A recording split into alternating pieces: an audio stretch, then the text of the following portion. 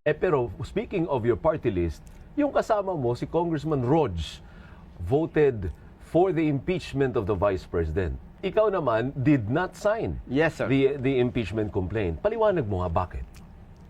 Una, kami sir ni Congress Gutierrez, magkaibigan, magkasama. Walang sama ng loob sa ginawa ninyo. Nire-respeto namin ang isa't isa. Very Kung good. anong opinion niya, position niya. Wala kaming pakialaman. Oo. Pareha kaming may talento, may kakayan, may posisyon, may paninindigan. Oh. Bakit si Colonel Bosita hindi pumirma sa impeachment ni VP Sara? Objective. One, nagkandak na investigation ang House of Representatives. Yung Quadcom. Yes, investigation in aid of legislation. Okay. Ibig sabihin, kung may nakitang problema, tanong, baka naman may iba pang problema. Confidential funds. Hindi naman Office of the Vice President lamang. So meaning, kailangan may nakita kang problema, magsulong ka ng batas na mariresolve yung problema. Why? O sige, assuming ipa-impeach natin si Vice President Sara, na-resolve ba yung problema? Makikinabang ba ang taong bayan? Hindi makikinabang ang taong bayan. Kaya po, tayo ay naninindigan na hindi tayo pumapabor sa impeachment. Pero linawin natin, hindi po kayo bata ng mga Duterte. Binanggit nyo kanina sa akin, hindi kung magkaibigan ba kayo, sanggandikit ba kayo ng mga Duterte, o hindi nyo sila kilala? Kilala ko lang ang mga Duterte. Sa pangalan? Opo.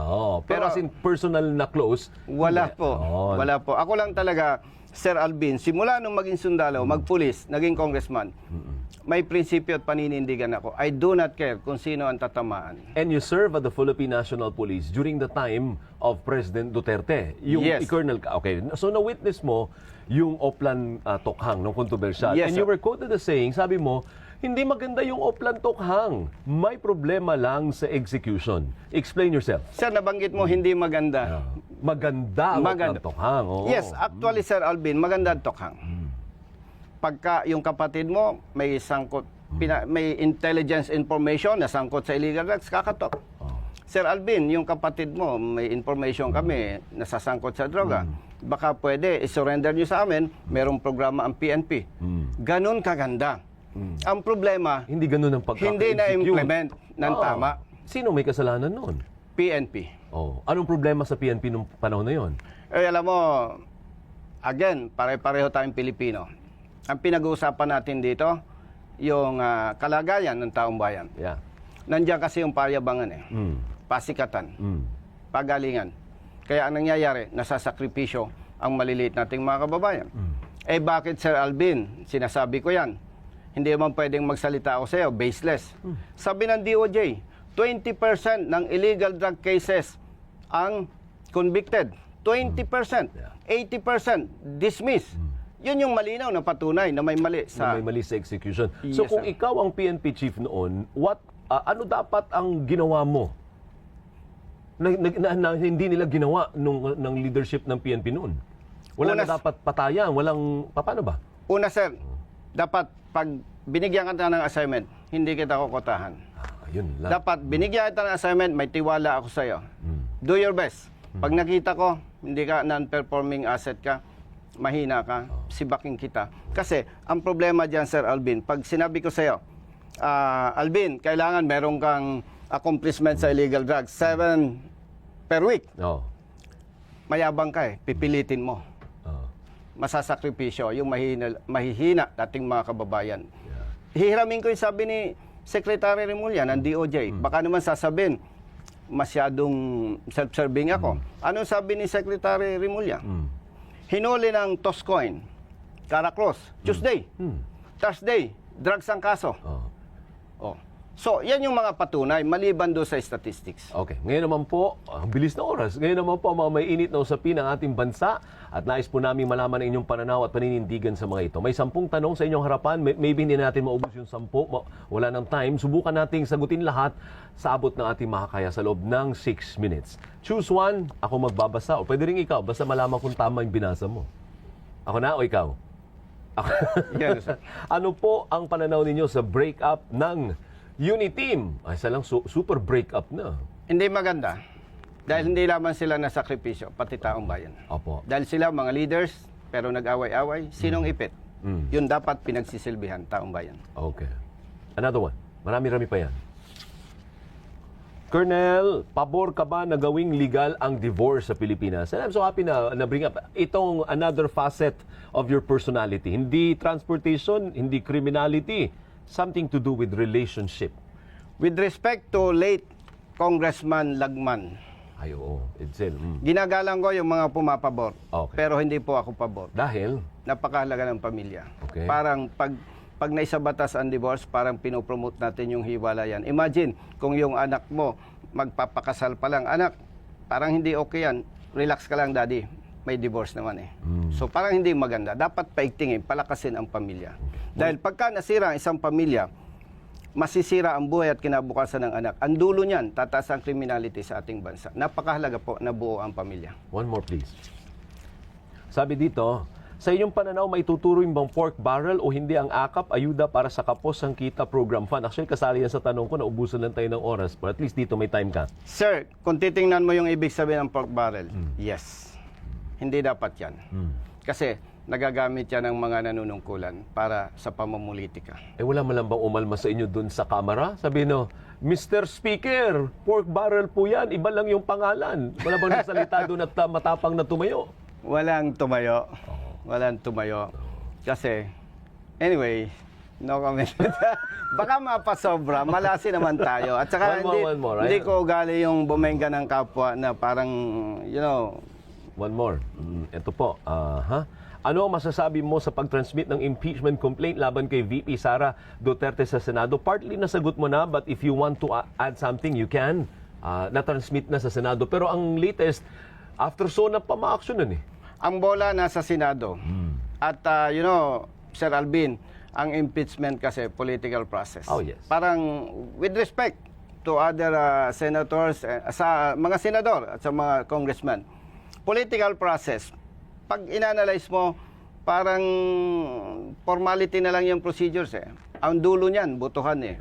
Madami ang kakampi mo, swerte mo. Kakaunti ang kakampi mo, mamalas. Ganun lang kasimple. Yes, sir. Numbers game. One more.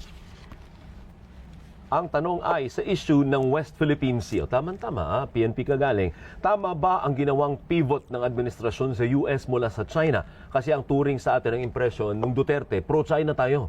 Nung pumasok si Pangulo Marcos, pro-US naman tayo. Tama ba yun? Actually, yung nire-respeto ko naman, ano po, yung mga nasa posisyon para proteksyonan yung ating soberenya sa West Philippine Sea. Ano po. But for me, wala pa rin gagaling doon sa diplomatic approach. Parang away magkapitbahay yan eh. Ano po, kung ano yung sinasabing sa iyo, proteksyonan mo lamang. Pero huwag kang magpakita ng para bang tataas ang tension. Ano po. At huwag nating payagan na may nakikialam. Kumbaga, mag-away tayo, magkapitbahay tayo. Huwag nating hayaang may nakikialam. So, ibig sabihin, mali yung pag-pivot natin sa US. Hindi natin kapitbahay yung US and layo niyan sa atin. Mali. Dapat po talaga, huwag nating iasa sa iba ang ating problema. Okay. Another one, please. Kaya pa dalawa siguro.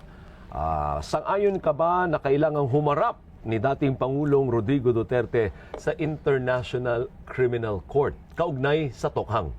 No, Sir Alvin. Why? Pag ako, hingi ako ng konting extension. Oh. Ang sabi ng Pangulo, pag lumaban, patayin. Tama naman. Now, inutos ba ng Pangulo na kahit hindi lumaban, patayin? Bigyan po kayo ng simple example. Kian de los Santos sa Caloocan. Buhay, pinatay, ang pulis, kinasuhan, na-dismiss, nakulong.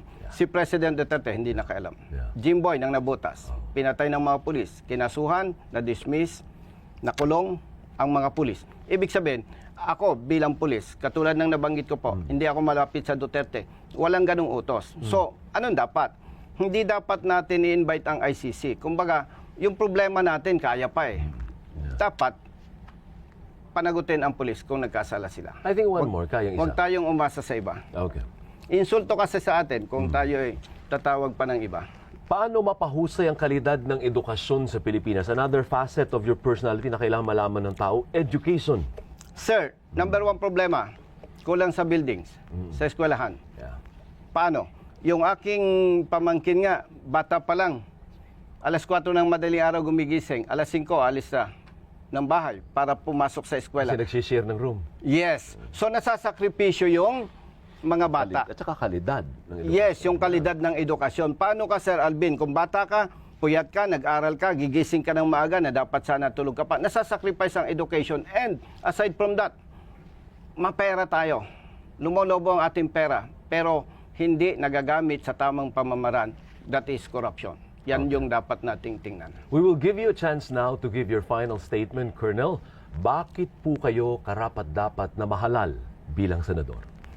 Sir Alvin, mula nung ako'y sundalo, naging pulis, naging congressman, ako po may prinsipyo, paninindigan at pagmamahal sa bayan. At nananatili po na yun ang gagawin ko at titiyakin ko po na sa bawat issue, higit kong papahalagaan ang taong bayan, hindi ang aking kasama o ang sinuman. Isang halimbawa na po nito, itong impeachment issue. Yun lang. Hindi mo ubusin. May 50 seconds ka May pa 50 na seconds gusto pa. sabihin sa ating mga kababayan. Sa ating mga kababayan na sumusuporta at nagtitiwala po sa akin, ihatid po ninyo ako sa Senado. At kung kayo naman ay nabudol-budol ko, simple lang. Paano na budol-budol? Parang man-negative yung salitang yun. Hindi, ibig sabihin, marami ng kumakandidato, nanloloko, nambobola. Okay. Sige. Kung naloko ko kayo, pababain ninyo ako sa Senado, bababa po ako. Hindi ko ipagpipilitin ang aking sarili. Tatandaan po ninyo, hanggang huling buhay ng paninilbihan ko sa taong bayan, paninindigan ko ang aking prinsipyo, paninindigan at pagmamahal po sa inyo. Walang kasinungalingan, walang pambobola. Totoo lamang po. Subok ko na ang aking sarili. Maraming salamat. And good luck to you, Colonel Busita. At yan po ang Harapan 2025. Kasama si Bonifacio Bosita. Maraming salamat at magandang araw, kapamilya.